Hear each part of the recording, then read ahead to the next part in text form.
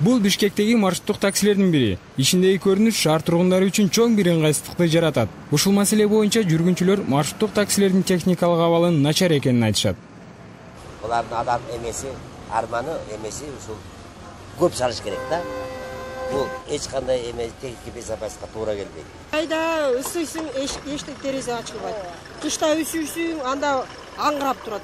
Всё наоборот у нас.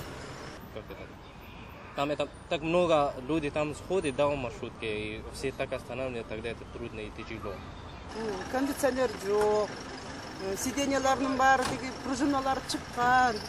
Коомдук транспортторго болгон жол киренин баасы 2008-жылы өзгөртүлгөн. Анда маршруттук таксинин баасы 5 сомдон 8 сомго жогорулаган. Троллейбус жана автобуста жүрүү акысы өзгөрүлгөн эмес. Ошондо шаардык кеңештин депутаттары жүргүнчүлөр үчүн орундуктар болот. Ичи желдетилип турат. Аялдамаларга токтой турган бардык шарттарды түзүп беребиз деп убада беришкен.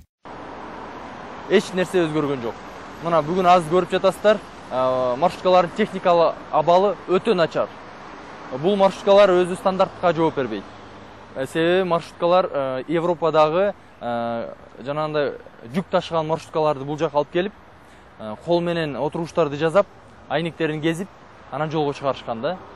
Техникалык абалы начар маршруткалар биринчи кезекте жүргүнчүлөрдүн өмүрүнө кооп туудуруп, экинчиден жол жүрүүгө ыңгайсыз.